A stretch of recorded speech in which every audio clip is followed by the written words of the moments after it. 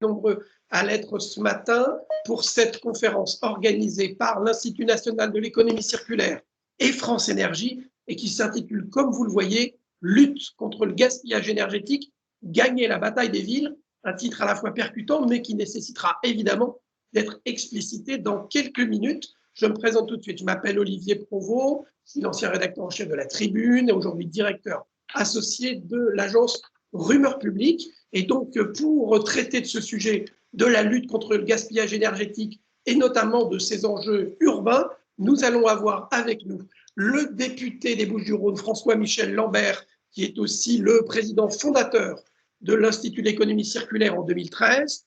Nous aurons également Emmanuelle Ledoux, qui est la directrice générale de l'Institut de l'économie circulaire. Nous aurons Henri Maraché, le directeur général de France Énergie. Nous aurons Olivier Richard, qui est urbaniste pour l'Atelier parisien d'urbanisme à Pur. Et nous aurons Quentin Laurence, qui est directeur des affaires publiques et internationales chez Carnot Computing. Voilà pour l'ensemble des participants. Et tout de suite, je vous propose de laisser la parole à notre speaker vedette, qui est François-Michel Lambert, député des Bouches-du-Rhône et donc président fondateur de l'Institut de l'économie circulaire. Monsieur le député, la parole est à vous. Merci Olivier. Je ne sais pas si je suis vedette. Ce qui est vedette, c'est surtout l'action collective qui est menée. Je salue le président Maraché. Je suis ravi de la confiance qu'il nous fait, surtout en tant que député et engagé dans l'enjeu écologique depuis un moment maintenant. Voir qu'on est en train de poser des bases structurées pour répondre de façon opérationnelle aux enjeux du quotidien et notamment à cette urgence sur l'écologie, c'est pour moi extrêmement important ce matin.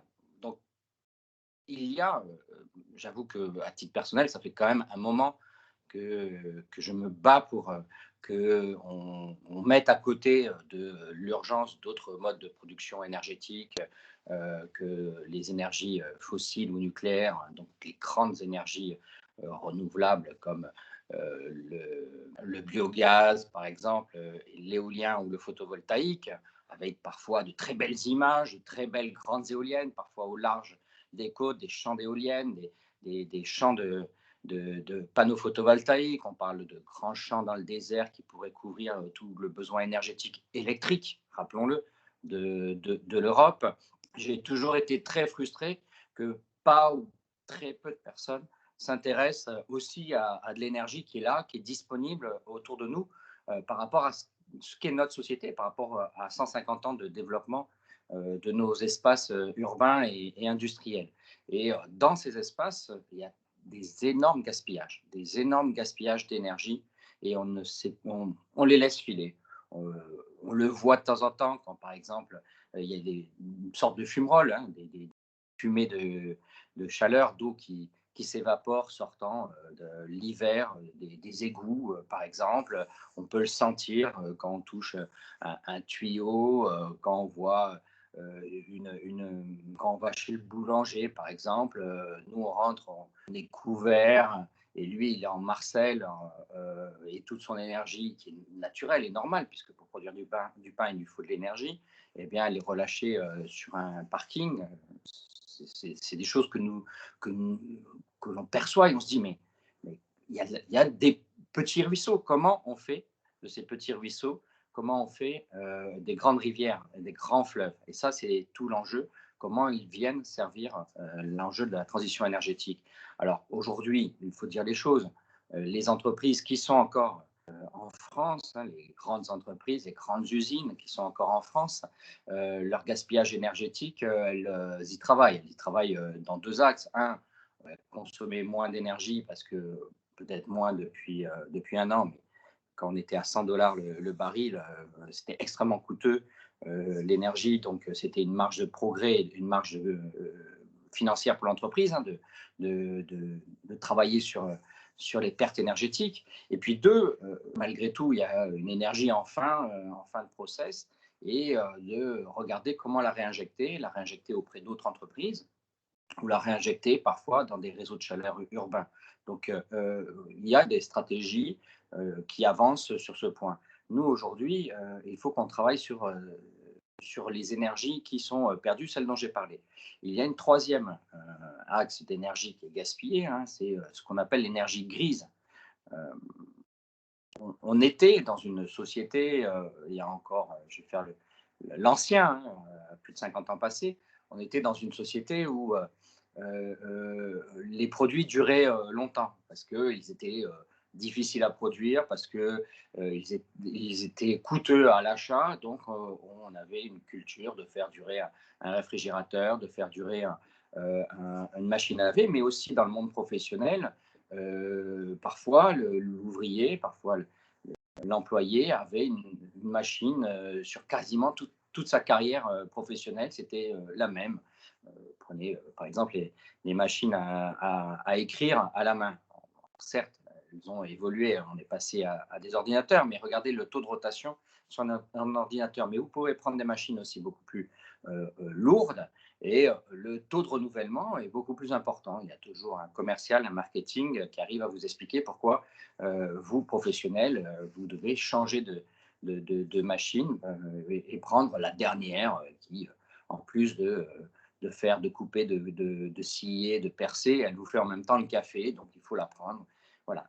Et on gaspille l'énergie grise qui a servi à construire ces machines. Une petite notion, une voiture, il faut 7 fois son poids en matière première et énergie pour la fabriquer. C'est-à-dire qu'on garde 1/7 de ce que l'on a pris à la Terre et on relargue 6/7 de l'énergie perdue, des matières premières perdues, des matières premières qui seront certes recyclées et réinjectées. Donc, c'est la même chose pour beaucoup de machines. Donc, il y a un gaspillage aussi lorsque l'on ne fait pas durer nos produits. Et bien, face à ces gaspillages, on n'a pas de réponse politique à la hauteur. Je le dis très clairement, on n'est pas très nombreux. Lorsque j'en parle dans l'hémicycle, je suis plutôt un peu seul en tant que député. Dans le débat public piloté par la CNDP sur la politique énergétique, il y a eu 150 cahiers d'acteurs et il y a un seul cahier d'acteurs qui parle de gaspillage énergétique. Et comment le réinjecter, c'est celui de l'Institut national de l'économie circulaire. Donc, il y a eu beaucoup de cahiers d'acteurs pour ou contre le nucléaire, pour des énergies renouvelables, pour la biomasse, etc., etc. Mais il n'y en a qu'un seul, je dois le dire, je le regrette aussi, qui a aussi ciblé une énergie disponible et qui n'est pas exploitée, qui n'est pas réinjectée dans le système. Et donc, nous devons faire bouger les choses, mais pas à la marge. Aujourd'hui, on est vraiment à la marge. Et là, c'est un des grands enjeux. Alors, l'action politique, je la résume à 4 leviers plus 1. Tout homme politique ou toute femme politique, toute personne politique engagée, où qu'il soit, et je dirais presque depuis la nuit des temps, qu'il soit élu local ou élu national comme moi, dispose de 4 leviers pour faire bouger la société. Et il faut les travailler en même temps. Et là, nous aurons, vous verrez nos travaux, et nous aurons à continuer et à les traduire en leviers politiques. Mais les 4 leviers, c'est la fiscalité. La fiscalité, c'est ce qui guide des choix. Quand vous avez une fiscalité lourde d'un côté et légère de l'autre, forcément, c'est là où la fiscalité est la plus faible que les acteurs économiques, je dirais tout le monde, en tant que consommateur, j'irai. Quand, donc, revoir complètement les fiscalités et notamment trouver une fiscalité allégée sur la récupération d'énergie. La deuxième levier, c'est celui de la réglementation. Contraindre ou obliger, c'est à peu près la même chose. Hein. Interdire ou obliger, c'est contraindre. Hein. La réglementation, ça vous met dans des rails. Par exemple, si nous avions dans l'approche énergétique des obligations d'indicateurs de perte d'énergie dans des bâtiments et on obligerait derrière à apporter une réponse. Qu'est-ce que vous faites de cette énergie qui est perdue, qui sort par les égouts, qui sort par un process, comme j'ai dit par exemple le boulanger, comment vous la réinjectez, quelle est votre action. Le troisième, c'est l'incitation. Aujourd'hui, ça manque terriblement sur le sujet de ce matin, sur ce gaspillage énergétique en ville. On n'a pas assez d'incitation à s'y attaquer. Je pense que je ne suis pas le seul à avoir vécu, je l'ai un peu dit tout à l'heure, mais je vais le redonner, cet exemple. Je suis député de Gardanne, hein, je crois que tout le monde le sait. Je rappelle quand même que Gardanne est entre Aix-en-Provence et Marseille. Et paradoxalement, on est dans une cuvette. Et quasiment tous les hivers, on descend à moins 10, moins 12 degrés. Je dis moins 10 dans la cuvette. Ma première permanence, c'était dans une maison de ville. J'étais à l'étage, sur 2 étages. Et le propriétaire utilisait un radiateur électrique à inertie qui, quand on était à moins 10, mettait à 14 degrés la température dans la permanence.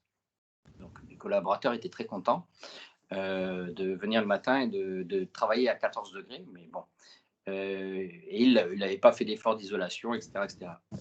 Au rez-de-chaussée, nous avions le boulanger qui était en Marseille, qui nous vendait notre pain et notre croissant habillé avec juste un tricot. Alors que nous, juste au-dessus, on était à 14 degrés. Et la chaleur de ce boulanger, elle filait sur le parking qui était au pied de la résidence. Donc, pour réchauffer les voitures, c'était assez pratique le matin. Certaines voitures n'avaient pas le pare-brise. C'était juste à l'aplomb de la sortie de la chaleur du boulanger. Mais bon, donc on voit bien que il y a, des opportunités qui sont des petits ruisseaux. Mais quelles sont les incitations? Pas de fiscalité, pas de réglementation, pas de réel ciblage financier des aides publiques.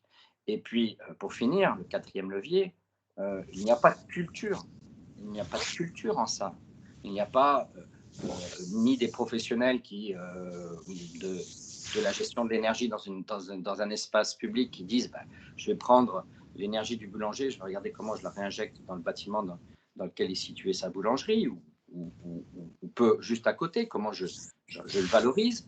Il n'y a pas la culture des uns et des autres. Quelle est la première culture de ceux qui seraient à 14 degrés, comme je le racontais dans ma permanence? C'est d'aller acheter un deuxième radiateur, de le brancher, dire on va essayer de faire monter ceci. Il n'y a pas de réflexion ni du boulanger, ni de son comptable, ni de son conseil en disant là, il y a une perte d'opportunités financières qui viendrait un petit peu compléter. Ça ne va pas être la révolution, mais ça peut être 50, 100 ou 200 euros de plus par mois de rémunération pour le boulanger si on lui met en place un système qui récupère sa chaleur et qui vient soutenir d'autres bâtiments. Il n'y a pas tout ça. Donc on voit que les 4 leviers, d'abord la fiscalité, quelle est-elle? La réglementation, comment peut-on encore aujourd'hui ne pas encadrer cette récupération d'énergie? Les incitations, nous en manquons terriblement. Et la perception globale, l'acquisition de cet état de fait et des réponses là-dessus, voilà les grands enjeux qui sont devant nous sur cette récupération d'énergie. Je finirai en disant que, c'est colossal les énergies perdues. Alors, on a encore des travaux pour affiner les chiffres, mais c'est colossal les énergies perdues en ville, en espace urbain, qu'elles soient particulières ou qu'elles soient issues d'activités économiques comme celles que j'ai décrites. On peut en trouver beaucoup d'autres, le pressing, mais même le bar, même beaucoup d'activités. Un bar ou un restaurant crée de la chaleur. C'est pas du tout pris en compte dans des politiques. Nous devons trouver, après cette vision nationale, les moyens à permettre aux acteurs locaux d'aller de l'avant. Alors je sais que des collectivités ou des ensembles urbains, des ensembles d'immeubles ont des stratégies sur ces énergies perdues. Mais elles sont issues d'un homme, d'une femme qui a senti les choses et qui a un volontarisme, et elles ne sont pas poussées par une stratégie nationale de oui, nous allons faire de l'éolien, oui, nous allons faire de l'activité, d'autres modes de production énergétique, oui, nous allons mettre des moyens très important sur la rénovation thermique, dans le plan de relance notamment et dans différents budgets de l'ADEME, qui est aujourd'hui devenue l'ATE, l'Agence de la transition écologique. Il y a des moyens colossaux pour tout ceci. Mais il n'y a pas de stratégie nationale en donnant instruction ou en poussant, par exemple, par la fiscalité, par la réglementation, par les incitations, les décideurs locaux à aussi, et peut-être plus vite encore que les autres opportunités, de se saisir de cette opportunité qui est dans le gaspillage énergétique des villes. Et donc voilà le grand enjeu que nous avons devant nous et le travail du commun que nous avons porté, que nous vous présentons ce matin avec France Énergie. Merci beaucoup, monsieur le député, pour avoir ainsi tracé le paysage global avec votre engagement habituel. Vous restez avec nous pour participer à cette table ronde. Et tout de suite, je me tourne vers vous, Emmanuelle Ledoux. Alors, vous êtes la directrice générale de l'Institut de l'économie circulaire. Peut-être un petit mot pour nous présenter en quelques secondes, rappeler qui est l'Institut national de l'économie circulaire. Oui, merci. Bonjour à tous. Alors, l'Institut national de l'économie circulaire a été créé en 2013 par François-Michel Lambert, hein, qui est une petite pastille en bas. Ah non, il n'y a plus son visage. En 2013, avec différents membres fondateurs, à la fois des grandes entreprises, des collectivités et des plus petites. Aujourd'hui, on regroupe 200 adhérents à peu près, avec cette particularité d'avoir un champ assez large de type d'intervenants. C'est-à-dire à la fois des grands groupes, mais également des plus petites structures, des collectivités, de plus en plus de collectivités, des associations, des académiques, des écoles, avec vraiment cette ambition d'avoir une vision très, très holistique, d'une part, de l'économie circulaire, et d'être en mesure de pousser les sujets sous des différentes formes. Donc, des travaux d'études, là, hein, comme celui qui nous réunit ce matin, qui permet d'identifier des points d'intervention qui sont significatifs pour l'économie circulaire. Une vision aussi, participer à la construction doctrinale de ce concept, hein, qui est mieux connu, mais qui reste encore mal connu. C'est-à-dire il y a encore pas si longtemps, l'économie circulaire, je pense que ça parlait pas beaucoup. Maintenant, ça parle déjà un petit peu plus comme concept, comme concept politique, mais pour autant, je pense que c'est assez régulièrement résumé au traitement des déchets et toute la partie réemploi. Enfin voilà, c'est pas quelque chose qu'on envisage dans ce spectre. Et l'ambition, voilà, qu'on a aussi au travers de cette multiplicité d'acteurs avec lesquels on travaille, c'est d'être en mesure de poser des solutions en marchant sur nos deux pieds. Là, on va le voir au travers de la présentation plus complète de cette étude. C'est à la fois des besoins d'identification d'énergie de récupération possible, donc c'est un travail avec la collectivité. C'est des réponses qui doivent être des réponses technologiques, donc c'est travailler avec les acteurs qui sont en mesure de contribuer là-dessus. C'est travailler aussi avec les donneurs d'ordre, ceux qui vont être en possibilité de mettre en œuvre ces technologies collectivités, commandes publiques, promoteurs immobiliers, enfin voilà, pour vraiment mobiliser l'écosystème. Et enfin, ça a été rappelé par François-Michel Lambert, comment créer les leviers qui permettent de mobiliser ce type de solutions. Donc voilà, travailler avec le législateur et les différentes agences qui financent ce type de solutions. Alors, Emmanuel, le premier enseignement de cette étude que l'Institut national de l'économie circulaire a mené avec France Énergie, il est quand même très important, c'est qu'il rappelle quelque chose que je crois que tout le monde a oublié, c'est que dans la loi royale, on avait parlé des énergies renouvelables, mais aussi des énergies de récupération. Et le fameux objectif de passer de 16% à 32%, c'était pas seulement sur le renouvelable, comme on a tendance à l'affirmer en permanence, mais c'est aussi en prenant en compte les énergies de récupération. Tout à fait. Il manque un R, souvent, quand on en parle. Donc, alors après, bon, c'est assez normal aussi. C'est vrai qu'il y a toujours, et je pense que c'est quelque chose qui a présidé pas mal dans ces dernières années, dernières décennies. On avait toujours cet espoir, même en voyant les prédictions pas très rigolotes, hein, du GIEC, qu'on pourrait être sauvé par la technologie.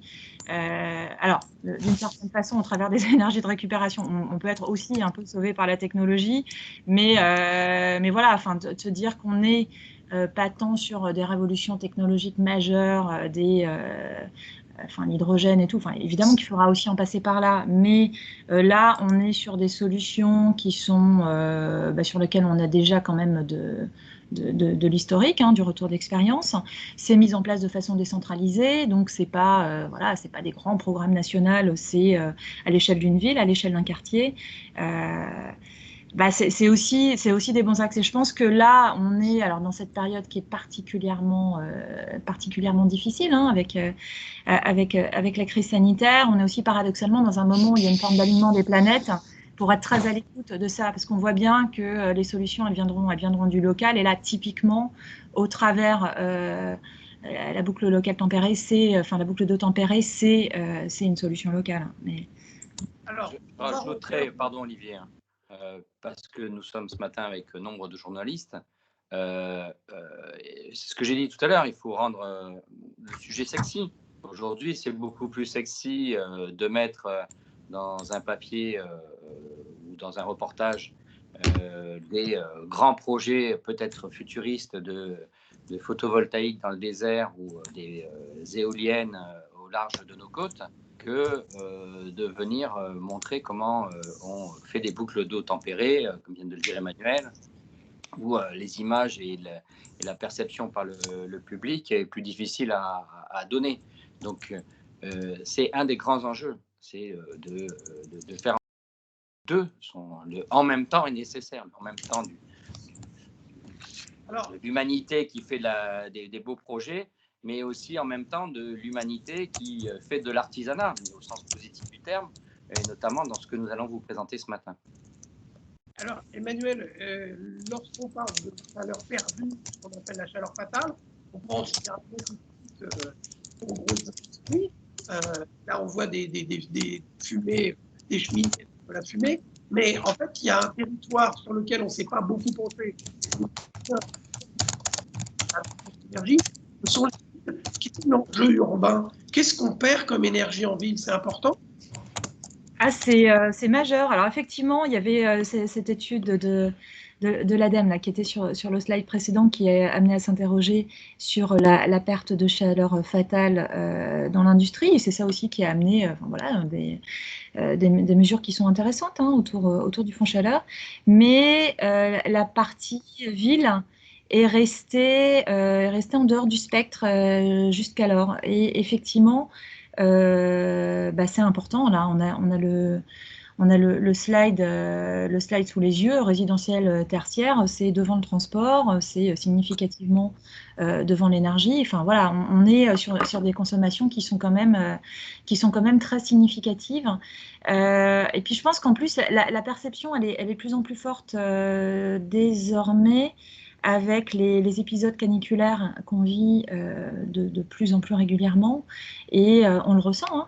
Voilà, c'est dit, hein, les îlots de chaleur urbains, les plus 4 degrés en zone dense, quand on passe dans la rue, qu'on est dans un épisode caniculaire, qu'il y a de la climatisation qui sort, je veux dire, les 4 degrés, c'est pas une vue de l'esprit, hein. C'est une sensation qui peut être vécue avec des conséquences sanitaires aussi, hein, qui peuvent être très graves.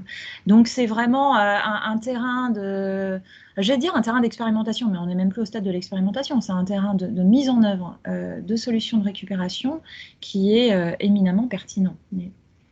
Alors, ce qui est intéressant, et on le voit bien sur la photo, c'est qu'en fait, on le subodore, ce que vous êtes en train de nous dire. Il suffit de voir des photos satellites avec caméra thermique, et on voit tout de suite à un moment que les villes ressortent toujours en rouge, mais on ne fait pas le lien avec cet enjeu qui est comment récupérer cette énergie. Donc, du coup, la question naïve, hein, c'est de dire, OK, on perd beaucoup d'énergie dans nos villes, est-ce qu'on peut la récupérer et comment?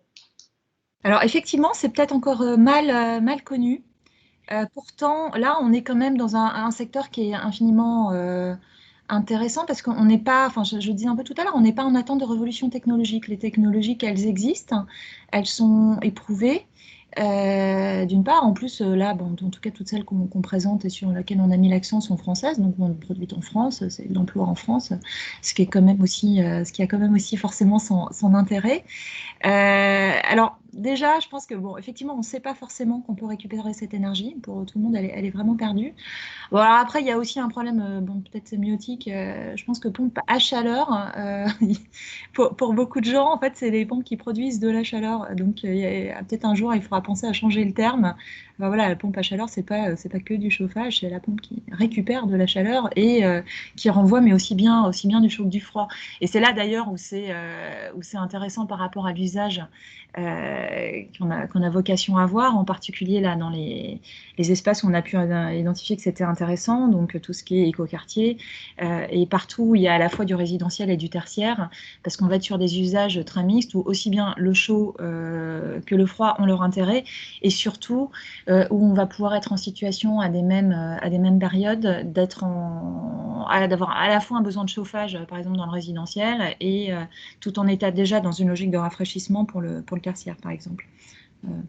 Alors, Emmanuel, avant même de parler des technologies existantes, et notamment de tout ce qui est boucle d'eau et pompe à chaleur, je voulais qu'on regarde ensemble une slide très intéressante que vous avez faite dans cette étude, qui est peut-être la première fois qu'on essaye à un moment de chiffrer cette chaleur perdue dans les bâtiments. Et là, on le voit à l'image, c'est quand même assez impressionnant. On le voit quasiment pièce par pièce, et on se rend compte que chacune des pièces de nos habitations, qu'elles soient individuelles ou collectives, est en fait une espèce de vaste trou à chaleur et de déperdition énergétique majeure. Oui, alors ça c'est dans la vie normale, hein, parce que alors donc c'est à la fois, on a vraiment cherché à regarder les immeubles ou les espaces écoquartiers sur la dimension usage mixte. Donc il n'y a pas que le résidentiel, l'habitation là, hein, il y a aussi toute la partie tertiaire qui est prise en compte. Alors évidemment c'est encore une fois dans la vie normale, hein, en ce moment les salles de sport elles perdent pas trop de chaleur. Perdent de l'argent par contre. Mais oui, vous voyez, effectivement, c'est assez énorme. Et en plus, on voit bien que c'est pas toujours au même moment que cette chaleur va être perdue. Donc, il y a vraiment un espace de récupération qui est assez qui est assez massif. Alors après, je crois on avait mis, parce que c'est vrai que ça ne parle pas forcément non plus, le mégawatt, voilà, pour le commun des mortels, ça parle pas toujours beaucoup. Enfin voilà, l'équivalent par rapport à un foyer de 4 personnes, on est, je crois, c'est 17,4, quelque chose comme ça, mégawatts par an. Donc là, on voit, c'est peu ou prou pour une cuisine restaurant. Il y a des équivalences qui peuvent se faire assez facilement et on voit que c'est quand même assez significatif, ouais, comme source en fait. Hein, finalement, je pense qu'il faut vraiment l'envisager comme un gisement, quoi. Tout à fait. Et on va en parler tout de suite avec ceux qui, à un moment, réfléchissent à trouver des solutions concrètes. Alors, vous le voyez encore sur la slide, il y a les installations informatiques des entreprises, et on en parlera avec Quentin Laurence tout à l'heure de Carnot Computing. Et puis, il y a toute cette chaleur perdue, je veux dire, avec des eaux usées, avec de l'électroménager, avec de la cuisine collective, avec des activités humaines, et puis même avec, par exemple, le soleil qui réchauffe une paroi vitrée d'un immeuble et qu'on pourrait récupérer. Et pour nous en parler, je vais me tourner tout de suite vers vous, Henri Maracher. Vous êtes le directeur général de France Énergie, et justement, votre société, qui est une société française, hein, basée près de Laval, aujourd'hui, France Énergie s'est fait un peu le champion français d'une solution de récupération de chaleur avec le système de la boucle d'eau. Est-ce que vous pouvez nous expliquer ce que c'est, comment ça fonctionne, et nous dire un petit mot de France Énergie? Tout à fait. Tout d'abord, déjà, je voudrais remercier l'INEC pour cette belle aventure. D'abord, particulièrement Emmanuel, Amélie et Adrien, ça a été un réel plaisir de travailler avec vous. C'est pendant tous ces mois, puisque c'est quand même une étude qui a pris beaucoup d'énergie et de temps sur un sujet qui nous a réunis, hein, pour lutter contre le gaspillage énergétique. Je salue aussi également l'engagement du député Lambert, qui a été parmi les premiers à se mobiliser pour démontrer qu'il était possible de concilier économie et écologie. Je le dirais autrement, fin du monde ou fin du mois, en fondant l'Institut de l'économie circulaire.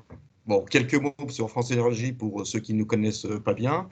France Énergie, comme disait Olivier, existe déjà, est basée à Mayenne, à Laval, existe depuis 1987. Donc, on a une grande expérience de notre technologie et avec des retours d'expérience qui sont très, très importants. Et deux choses qui nous définissent. Une PME industrielle Made in France. Tout est conçu et fabriqué en Mayenne avec des matériaux français. 80% de nos composants sont français. Et j'avais à cœur aussi que au moins 50%, d'ailleurs, c'est la réalité, viennent de la région de Mayenne et de la Sarthe, donc de notre région de proximité. Et lorsqu'on n'en trouve pas les produits en France, on se fait l'effort et le mérite d'aller les chercher en Europe. La deuxième chose qui nous définisse, c'est notre R&D. On réinvestit 20% de notre chiffre d'affaires chaque année. L'année dernière, un laboratoire unique au monde pour ce qu'il apporte. On est les seuls à avoir mis sur place et au point un laboratoire qui traite aussi bien les problématiques de thermique, d'aérolique, mais aussi les conditions de température et de pression dans des immeubles de grande hauteur. On va jusqu'à simuler des vents de 130 km/h comme en haut des tours de la Défense. Alors évidemment, nous avons des convictions et cette conviction, je pense qu'elle collabore vers une démarche, c'est que la France peut devenir le leader européen de la récupération de chaleur en ville, car elle dispose de technologies innovantes, mais surtout de technologies qui ont fait déjà leur preuve. Notre spécialité, vous l'avez dit, alors nous on a commencé justement à changer le nom, Emmanuel. Évidemment, la pompe à chaleur sur boucle d'eau, bon, voilà, c'est le terme générique, mais on les appelle même des unités de confort individuel. Ça veut bien dire ce que ça veut dire, puisque ça apporte là où il y a l'habitant ou l'employé, dans le local où il se trouve. Alors ça veut dire quoi aussi? La valeur ajoutée, l'innovation de ces pompes à chaleur ou de ces unités de confort individuel, c'est qu'on est capable de récupérer des toutes petites quantités de chaleur disséminées partout dans la ville ou dans les bâtiments. Et des toutes petites quantités, mais qui, additionnées, représentent un enjeu majeur pour nos objectifs de transition énergétique. Emmanuel, vous l'avez présenté tout à l'heure, le graphique sur les quantités importantes de chaleur qui sont perdues chaque jour dans les immeubles, rien qu'avec un sèche-linge, un lave-vaisselle, quelques appareils électroniques. Donc là, on parle de résidentiel, mais vous avez raison, il y a aussi là où on travaille, mais ça représente quand même, sur le plan de tous les jours, 10% de consommation d'énergie des ménages qui part, comme disait le député Lambert, chauffer les petits oiseaux dans la nature. Bon, cette technologie, elle a des vertus. Je vais vous prendre comme ça, vous pourrez à chaque fois y penser. La tour TF1, quand vous prenez sur le périphérique, tout le monde connaît la tour TF1. Elle est réchauffée le matin jusqu'à 14 h d'ailleurs, et de façon naturelle, même, je serais tenté de dire, sans faire d'efforts culturels, vous stockez, vous récupérez et vous transférez sur les endroits où c'est nécessaire. D'ailleurs, la façade derrière qui n'est jamais rayonnée et qui permet d'apporter le confort des gens qui travaillent dans la face cachée de cette tour. Donc vous verrez que maintenant, qu'à chaque fois que vous passerez devant la tour, vous penserez à cette technologie finalement qui marche de façon très automatique. Alors très concrètement, c'est quoi cette techno? Écoutez, c'est, pour le faire simple, parce qu'on ne va pas parler technique, mais c'est bien 2 tuyaux remplis d'eau qui permettent de faire circuler de la chaleur en circuit fermé. La valeur ajoutée, ce n'est pas les tuyaux d'eau, vous vous en doutez, mais c'est les machines, ces fameuses unités de confort individuel qui permettent de capter et de récupérer la petite calorie comme source de chaleur et de la redistribuer dans une pièce où c'est nécessaire. Ce qui est extraordinaire en plus dans cette technologie, il n'y a pas besoin de grosses machines pour pouvoir chauffer ou refroidir, c'est qu'avec du froid, en fait, de l'eau à 20 degrés suffit pour chauffer ou rafraîchir local par local son occupant. C'est une solution décentralisée qui apporte un confort thermique à chacun. Le résultat,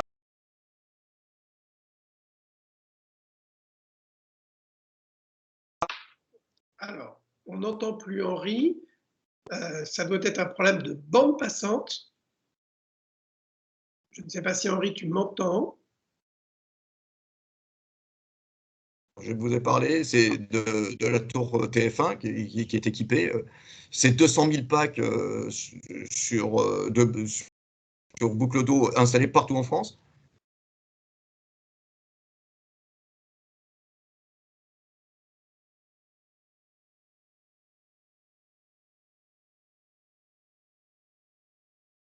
Alors, on a apparemment un problème de bande passante avec À Henri. ici les Moulineaux. Oui. Henri, Vous m'entendez? Oui. tu es coupé de temps en temps. Là, on a eu deux interventions, deux coupures de suite. Donc, vous m'entendez là? C'est bien, vous me Ouais. voyez et vous m'entendez?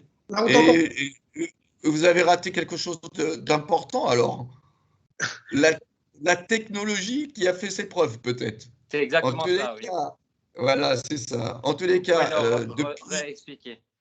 depuis 87, nous avons installé 200 000 packs, enfin fait installer puisque nous sommes industriels, ce qui représente 3 millions de mètres carrés, ce qui n'est pas peu. Et dans des bâtiments prestigieux, je vous disais tout à l'heure la tour TF1, le siège de L'Oréal à Clichy, la Banque de France près de Saint-Lazare, le Washington Plaza, et bientôt, c'est une grande première peut-être pour nos amis journalistes, le siège de Canal+ à Issy-les-Moulineaux. Donc, vous voyez, on est présent sur le terrain et c'est une technologie qui fait ses preuves. Mais nous sommes en plus en train d'accélérer notre présence sur le marché du logement collectif avec une unité, là, une PAC dédiée qui permet également d'utiliser la chaleur, par exemple de la cuisine, pour produire de l'eau chaude sanitaire. Et notre objectif, à terme, c'est de pouvoir réaliser 5000 logements en 2025. 5000 logements par an. Donc ce sont pour moi vraiment des solutions adaptées à la ville. C'est des solutions de gain d'espace. On n'a pas besoin de gros générateurs pour produire de l'ENR. D'ailleurs, c'est impossible en ville. Hein.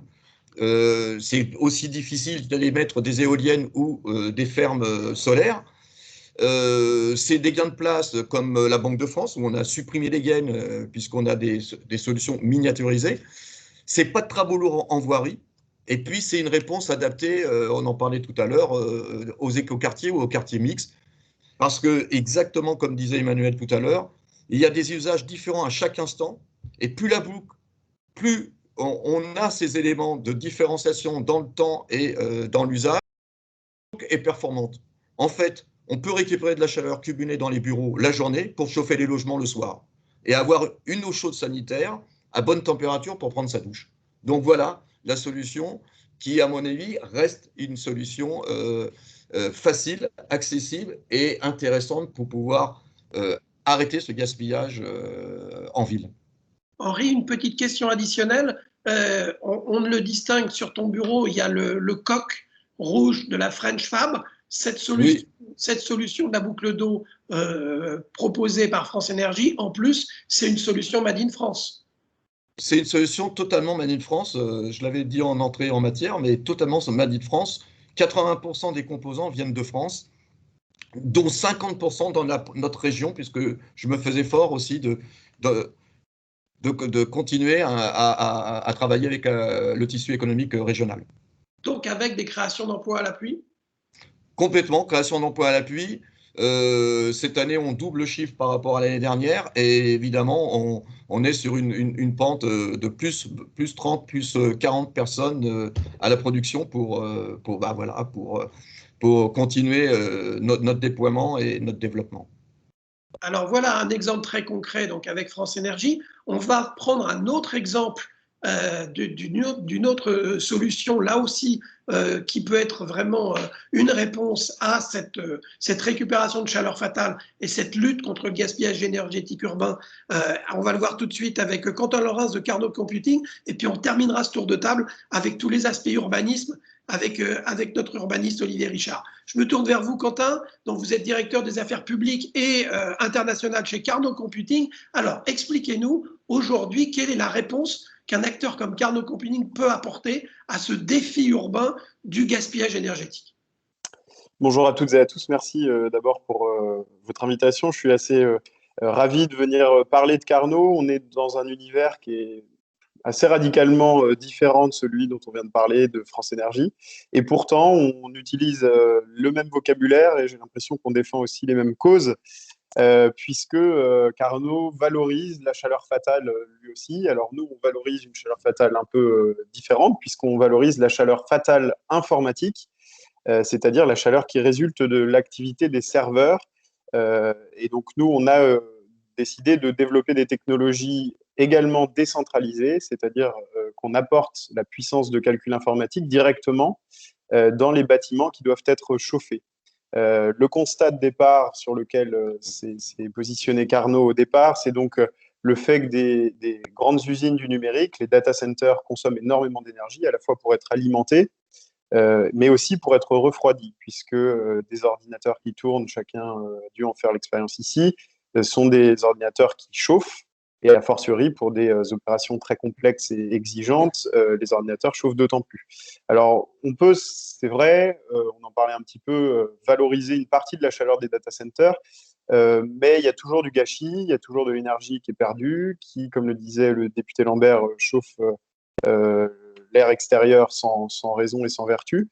L'approche de Carnot, elle est justement de distribuer la puissance de calcul directement là où la chaleur est nécessaire, c'est ce que je disais, et donc de profiter d'un gisement qui est permanent, qui est constant, qui est disponible, c'est des mots qu'on a utilisés tout à l'heure, et donc qui peuvent être utilisés à peu près n'importe quand. Alors j'explique un tout petit peu, sans entrer trop dans le détail, les technologies Carnot.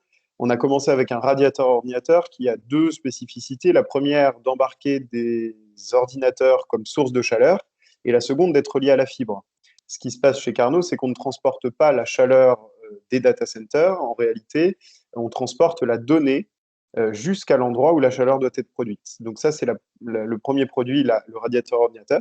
Et le second produit, c'est une chaudière numérique qui produit de l'eau chaude, et de l'eau chaude sanitaire a fortiori, et qui a la même spécificité d'embarquer des ordinateurs comme source de chaleur et d'être relié à Internet. Donc si je dois schématiser rapidement, Carnot a d'un côté des clients de calcul informatique comme les ont les data centers conventionnels, et de l'autre des clients de chauffage qui sont des clients de logement, des bâtiments publics, des entreprises. Et donc le calcul des premiers clients tourne sur les machines des seconds.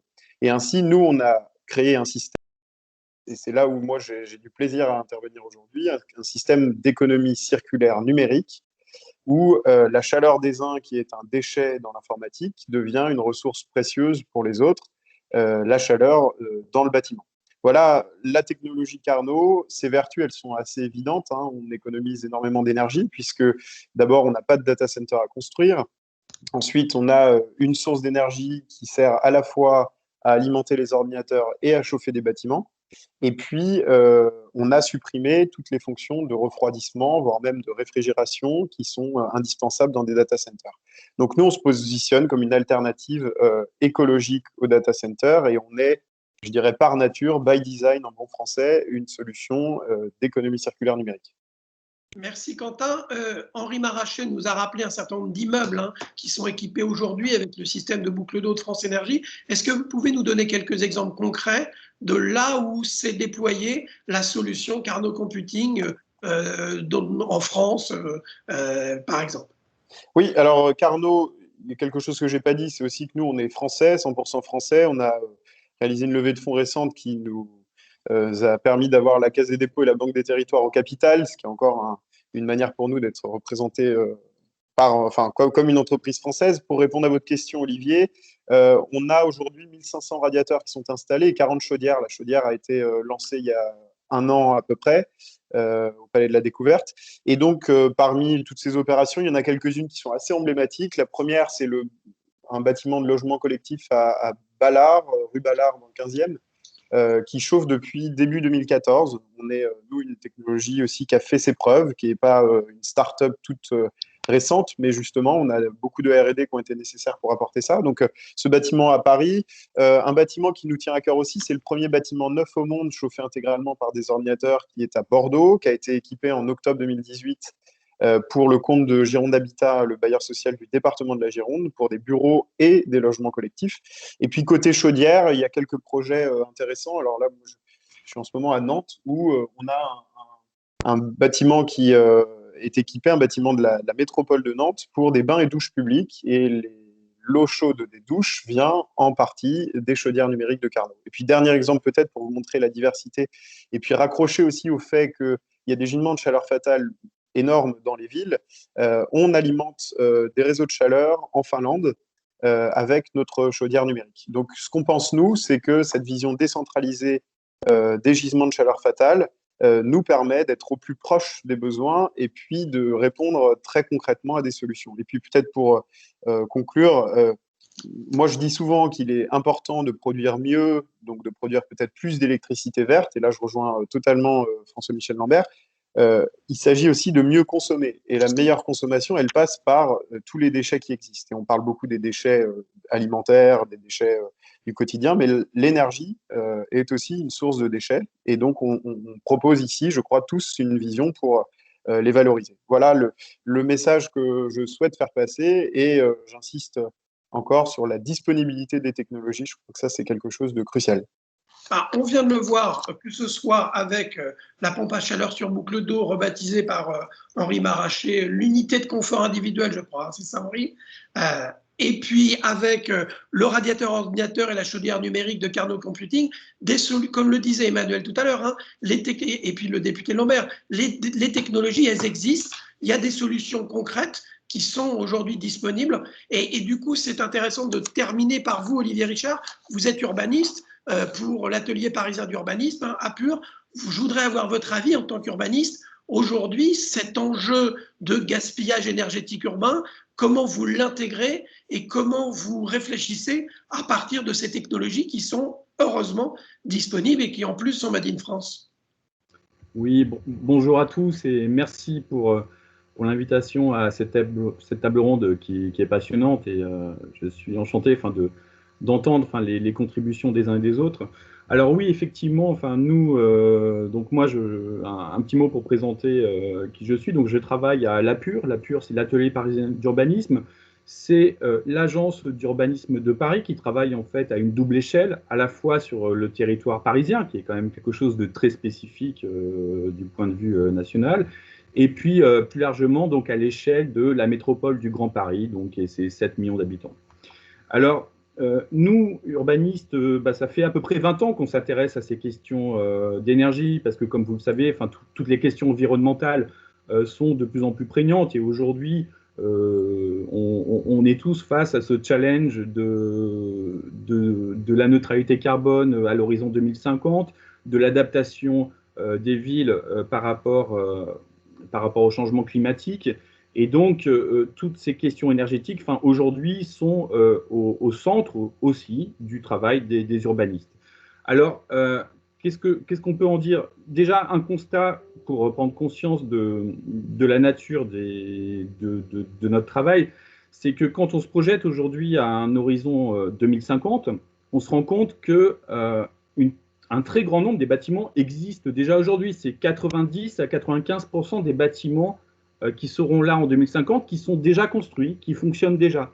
Donc, il y a un vrai enjeu, en fait, à travailler sur cette ville qui existe, parce que c'est la ville qu'on aura demain, c'est la ville que les générations ultérieures auront demain.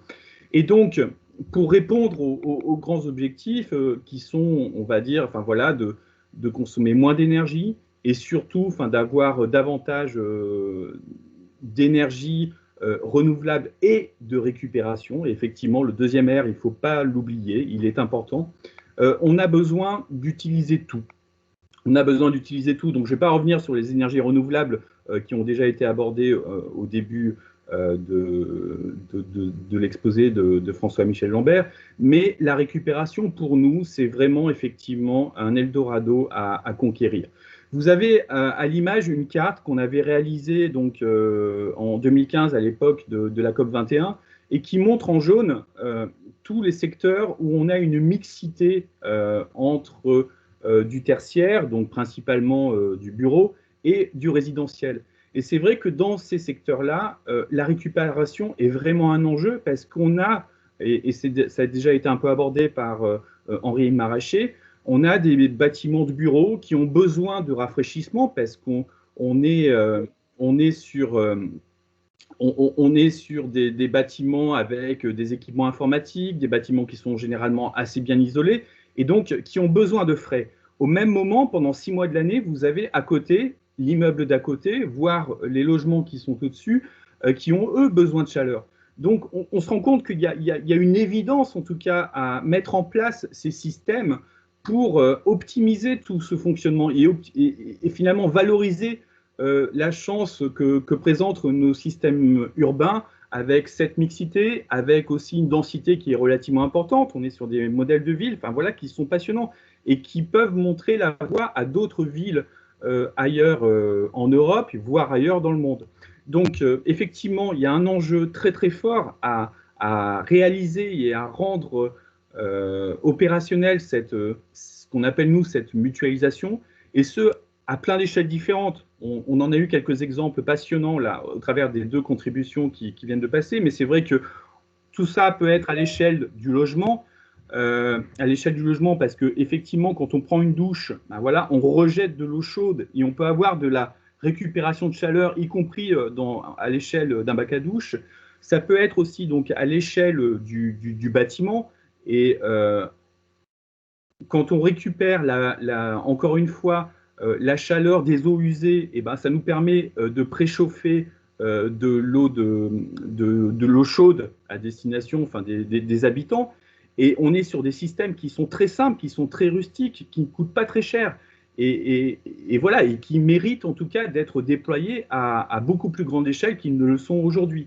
Et puis, il y a, à travers l'exemple de France Énergie, quelque chose de passionnant, c'est-à-dire c'est cette mutualisation à l'échelle d'un quartier, à l'échelle d'un îlot, qu'il faut mettre en place, parce que évidemment, une fois qu'on a dit que les bureaux ont besoin de froid et les logements ont besoin de chaleur, il faut mettre en place, ces outils d'échange, ces outils de mutualisation. Et ça, c'est vrai que la boucle, ce qu'on appelle nous la boucle locale d'énergie, c'est probablement une piste essentielle pour atteindre nos objectifs demain. Donc voilà ce que je voulais dire, c'est que nous, cette question de la récupération, ça fait évidemment, c'est l'un des ruisseaux qu'on doit utiliser pour derrière atteindre notre objectif qui est extrêmement ambitieux. Vous l'avez rappelé, 32% d'énergie renouvelable et de récupération en 2030 à l'échelle nationale. Quand on regarde à l'échelle de Paris, on est sur des objectifs encore plus ambitieux puisque la collectivité parisienne a décidé de viser le 100% d'énergie renouvelable et de récupération en 2050, dont 20% produit localement. Et donc, pour produire cette énergie localement, évidemment, la récupération est un enjeu de première importance.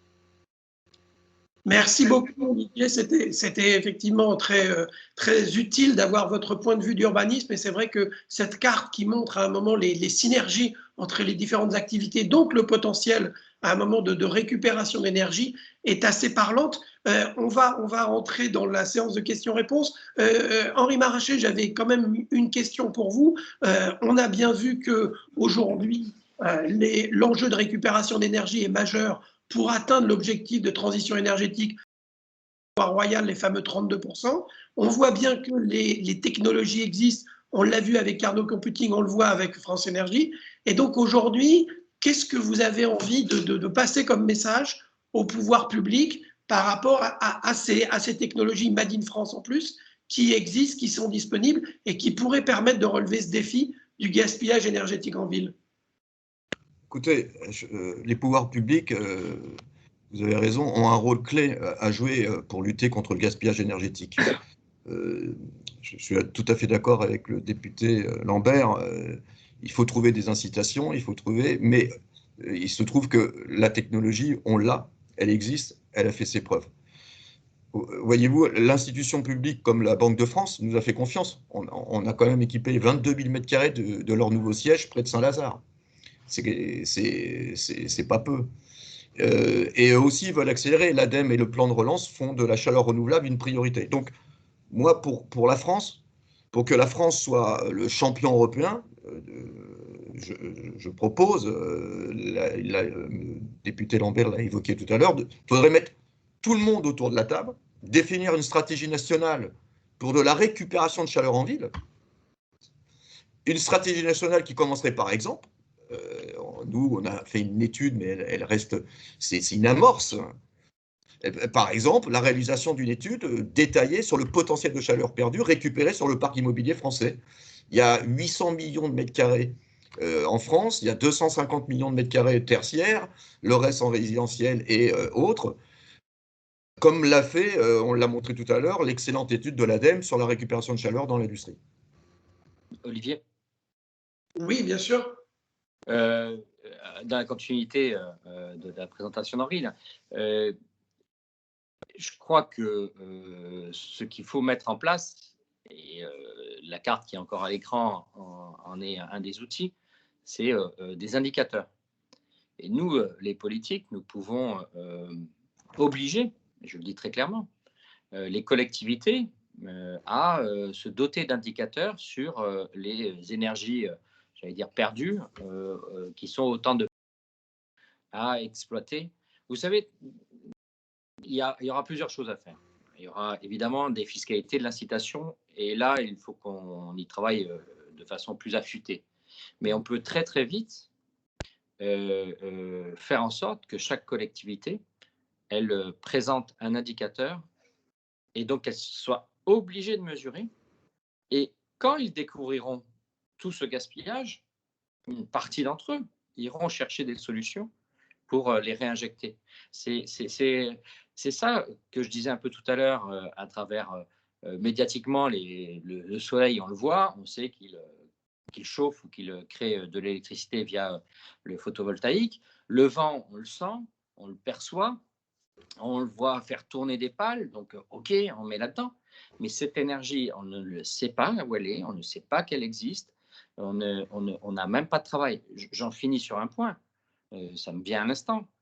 La France a quand même cartographié de façon assez précise ces espaces à fort potentiel photovoltaïque, et ces cartes existent, ou à fort potentiel éolien. Ces cartes existent, dans lesquelles les acteurs économiques, en lien avec les élus locaux, viennent proposer ici un parc photovoltaïque, ici un champ éolien.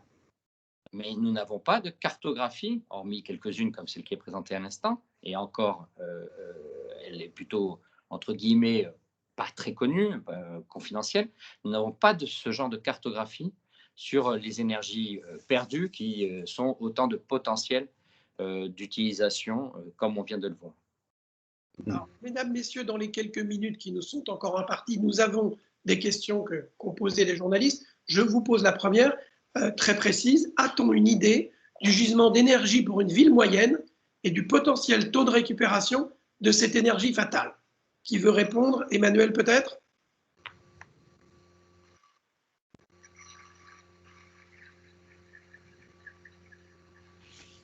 Oui, bah, en fait, là, on peut...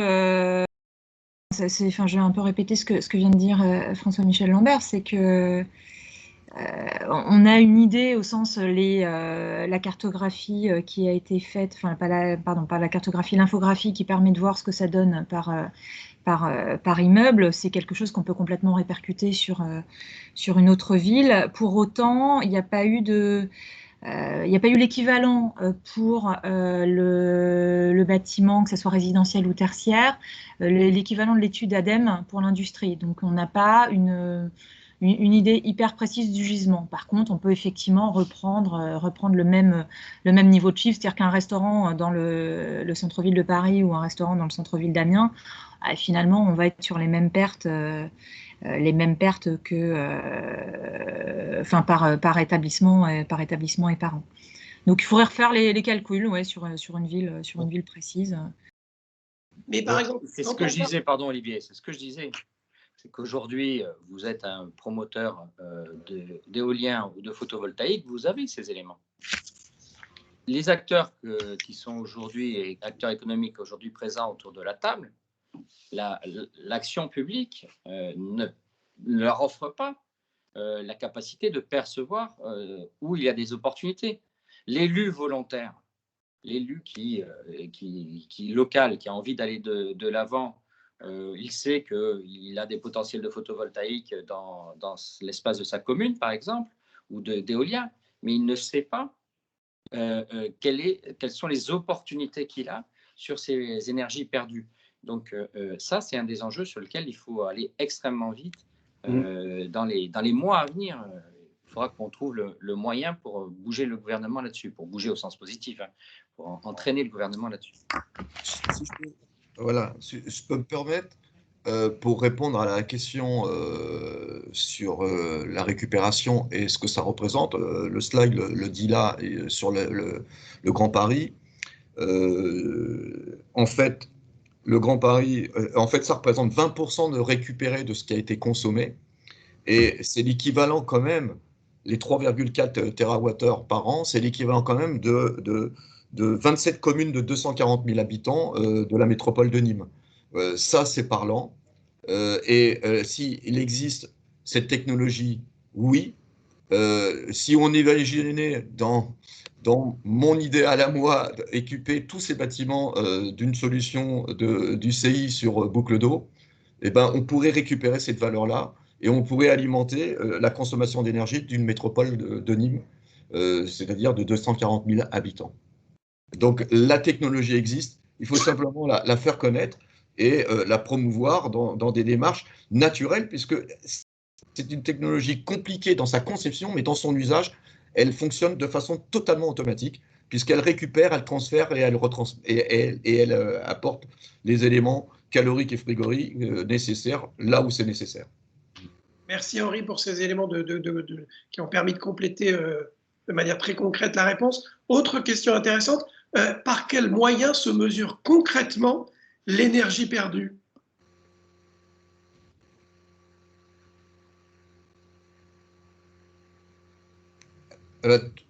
Tout simplement par des capteurs. Hein. L'énergie perdue, bon, on va prendre la valeur captée, c'est des calories, hein, c'est des calories, et ces calories vont être identifiées par des capteurs qui sont sur des machines, de la dimension d'un radiateur, donc comme une UCI, et elle va envoyer une information à une intelligence embarquée qui va dire, voilà, c'est d'autant de chaleur que moi, je ne vais pas produire. C'est comme ça que ça se fait, en fait. Hein. C'est-à-dire, vous avez de la chaleur qui est captée, on la récupère, le capteur va donner une information à une intelligence, et il va dire, eh ben là, surtout, tu ne vas pas chauffer, parce qu'on a ce qu'il faut. Voilà. Merci. Alors, il y avait une question qui était au-delà des enjeux et des exemples.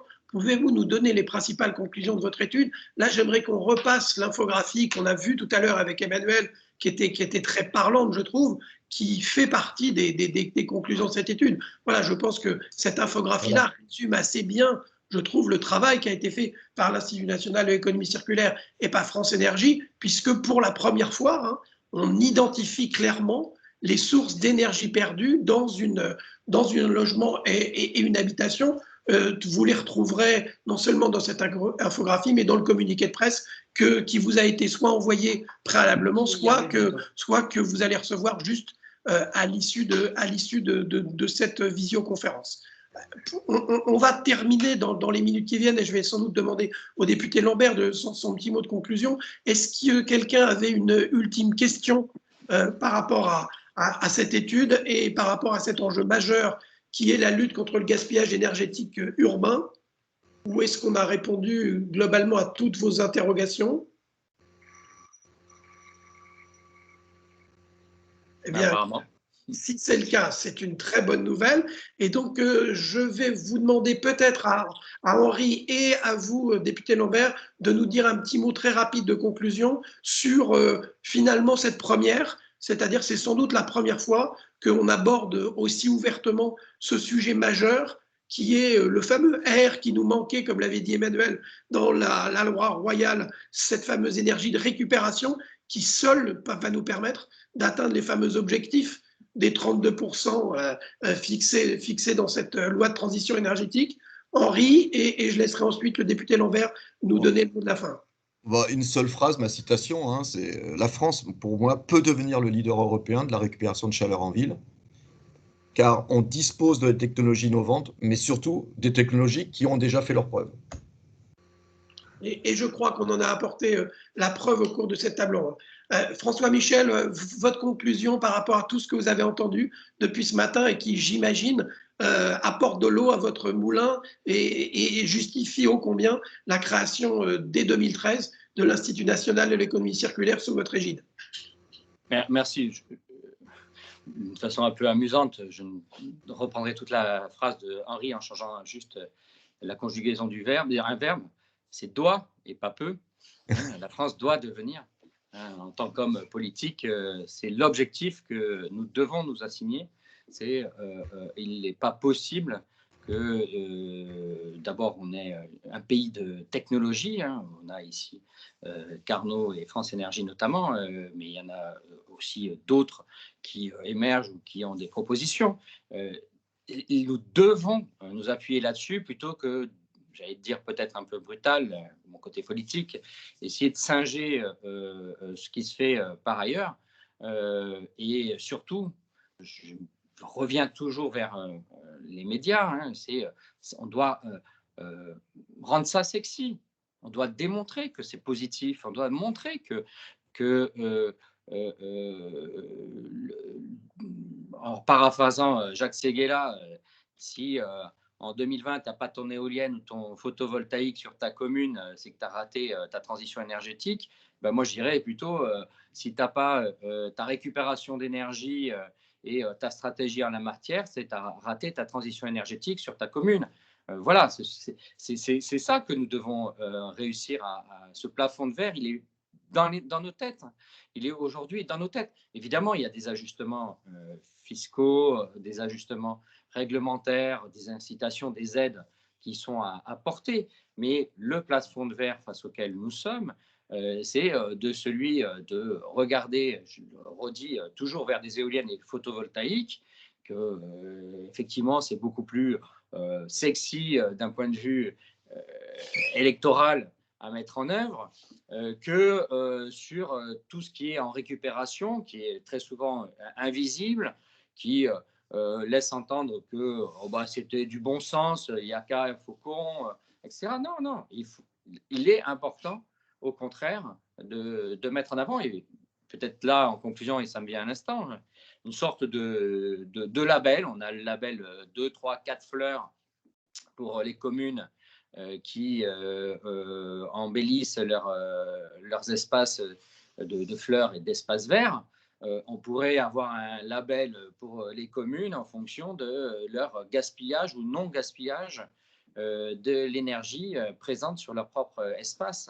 Voilà, ça elle le mettrait à l'entrée. Ici, vous êtes sur une commune à 3 étoiles, où on trouverait un autre symbole, à 3 étoiles énergétiques, 3 étoiles de performance énergétique. Et là, vous verrez que les choses changeraient. Donc, je vais réfléchir à ce label.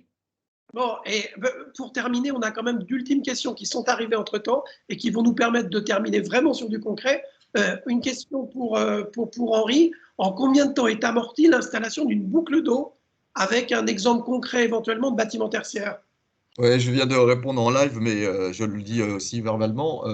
Les investisseurs d'immeubles de bureaux, qui sont des gens qui savent compter, puisque un immeuble de bureau, c'est un produit financier, ils disent que c'est amortissable dans sa globalité par rapport à des gains de place et bien sûr les économies en 4 ans. 4 ans. Oui, en 4 ans. Moins de 4 ans. Par ailleurs, là aussi, on essaye toujours de recevoir et de redire ce que nos clients nous disent eux-mêmes, puisqu'on les accompagne souvent du début jusqu'à la fin, et encore pendant la durée de vie du bâtiment. Sur la tour L'Île-Europe, ça a été mesuré par le gestionnaire du bâtiment. La tour L'Europe, c'est une particularité, c'est pratiquement un mini écoquartier. Enfin, c'est un bâtiment, c'est une tour et 2 bâtiments à côté qui sont reliés par une boucle. Et nous disent, par rapport à ce qui existait avant en ventilo-convecteur, c'est 40% d'économie. Donc, nous, on dit que grande moyenne, c'est entre 20 et 40%. On a des très belles performances à 40% et on peut moyenniser entre 20 et 30%, ce qui est complètement l'objectif de la France qui s'est donné sur le 3e objectif, l'économie d'énergie visée à 20%. Voilà.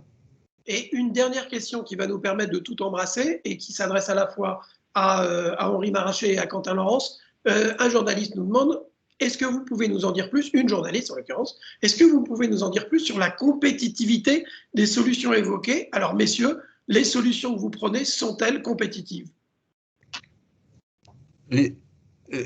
Par rapport, alors, sauf Quentin, tu veux peut-être répondre et je peux faire une réponse pour Carnot, en tout cas, oui. Ouais. Nos technologies sont compétitives dès lors qu'on a une approche, moi je dirais, de moyen ou de long terme. C'est-à-dire que si on se compare à un radiateur électrique ou à une chaudière gaz, évidemment, on est, nous, sur de la haute technologie, on est une énergie de récupération. Donc, ce qu'on fait souvent, nous, c'est qu'on se compare davantage, d'ailleurs, à partir des études de l'ADEME, aux énergies renouvelables et au coût des énergies renouvelables par mégawattheure.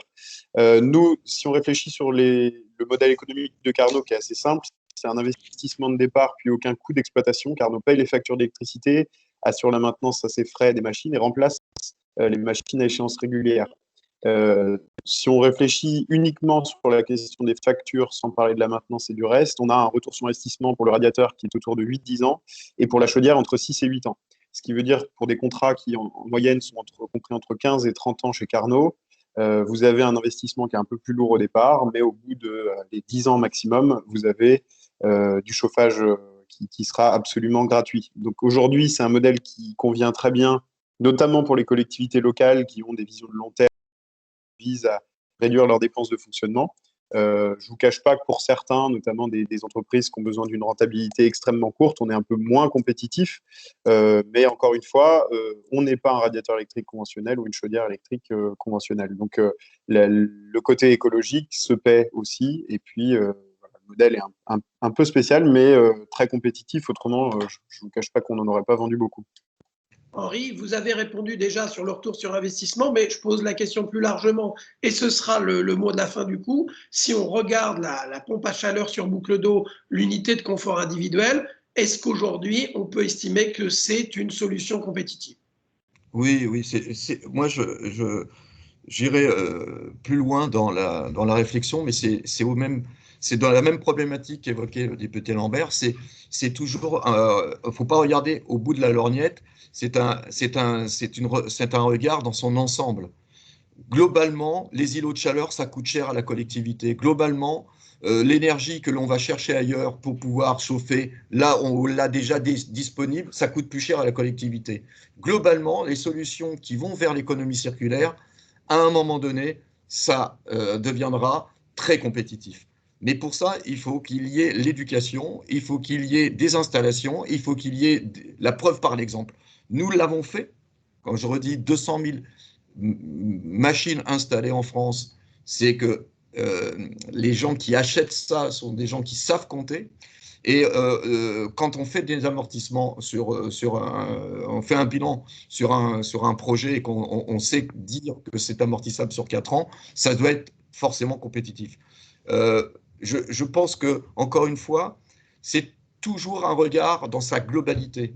L'achat, je dirais que ce qu'on est en train de faire pour le tertiaire, on essaie de l'appliquer pour le résidentiel. Ce n'est pas les mêmes assiettes d'achat, ce n'est pas les mêmes réflexes, ce n'est pas la même manière de consommer. Mais encore une fois, notre rôle, c'est de bien montrer que dans la collectivité, la mutualisation, la récupération de chaleur et la redistribution sur une énergie qu'on n'a pas produite et qui est gratuite, c'est compétitif. Et en plus, comme on le disait tout à l'heure, c'est Made in France et ça crée de l'emploi. Merci beaucoup, mesdames et messieurs, d'avoir participé et assisté à cette conférence. Je vais remercier tout particulièrement François-Michel Lambert, député et président de l'Institut national de l'économie circulaire, Emmanuelle Ledoux, qui est la directrice générale de l'Institut de l'économie circulaire, Henri Maraché, le directeur général de France Énergie, Quentin Laurence, le directeur des affaires publiques et internationales de Carnot Computing, et enfin Olivier Richard, qui nous a amené sa vision d'urbaniste en tant que représentant de l'atelier parisien d'urbanisme à Pur. Merci à tous les 5 d'avoir été là. Merci à tous nos amis journalistes d'avoir assisté à cette conférence. Et en tout cas, on se retrouve bientôt pour aborder encore ce sujet de l'énergie gaspillée en ville et des solutions à y apporter. Le communiqué de presse, les slides de cette conférence vont vous être adressés immédiatement. Voilà, j'espère que tout cela vous a autant passionné que nous. Et merci de votre attention. Merci à vous. Merci, au revoir. Bonne journée. Merci, au revoir. Bonne journée. On a du soleil. Au revoir Emmanuel.